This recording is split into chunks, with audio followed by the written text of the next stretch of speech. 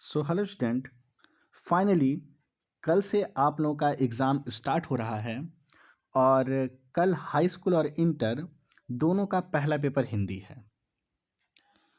तो कक्षा 12 के जो हमारे बच्चे हैं उनको तो पूरी तरह से जानकारी है कि क्या क्या सामान ले जाना है एग्ज़ाम सेंटर पर और क्या क्या सामान नहीं ले जाना है। लेकिन जो हमारे कक्षा 10 के अभी छोटे बच्चे हैं उनको इस विषय में अभी उतनी जानकारी नहीं है। तो इस वीडियो के माध्यम से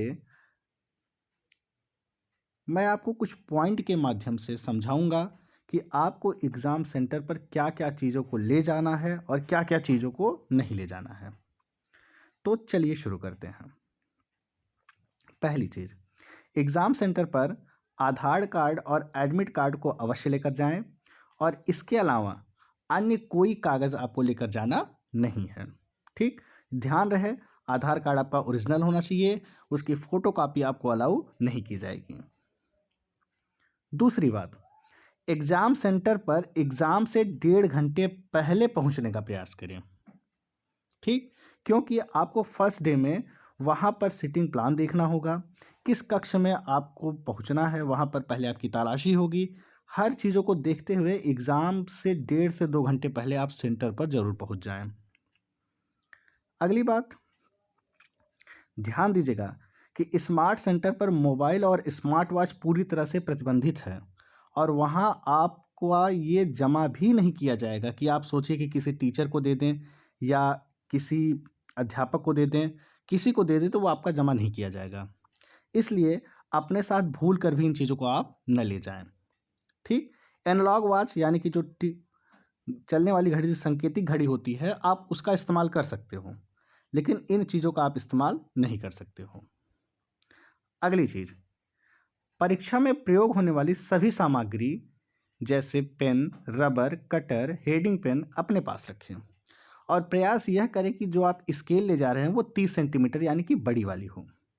इसके अलावा आपको अपने पास कोई अन्य कागज़ का टुकड़ा नहीं रखना है। आप अपने पास पैसे रख सकते हो। ठीक? चौथी जानकारी है, एग्ज़ाम सेंटर पर लगे अध्यापक या अध्यापिका को यह पूर्ण अधिकार है कि वह आपकी अच्छे से तलाशी ले सकते हैं और आप उनका इसमें पूर्णतः सहयोग करेंगे और किसी भी प्रकार की कोई अभद्रता का व्यवहार उनसे नहीं करेंगे। ठीक?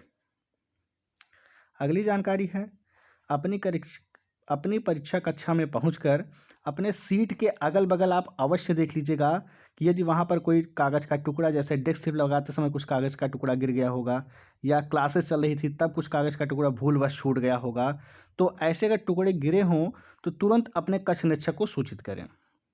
ठीक? उसके बाद अब ये कुछ महत्वपूर्ण जानकारी है।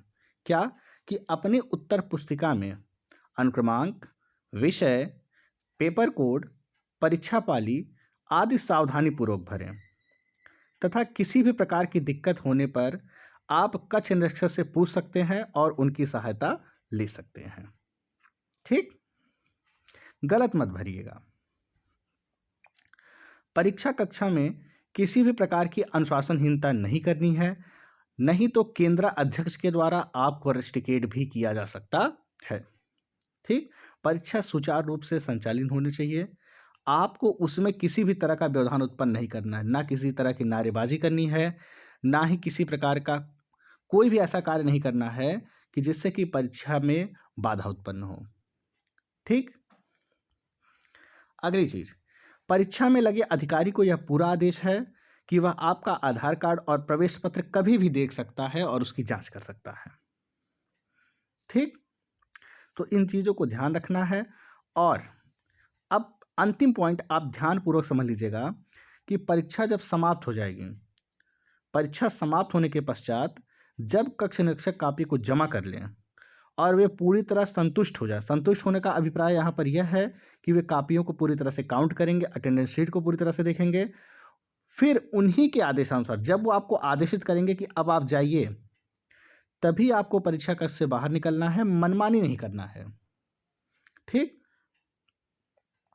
तो इन चीज़ों का आपको एग्ज़ाम सेंटर पर ध्यान रखना है। ठीक? ऐसा कोई भी कार्य नहीं करिएगा कि जिससे कि परीक्षा में व्यवधान उत्पन्न हो या किसी टीचर को अपने कार्य को करने में कोई व्यवधान आए। ठीक?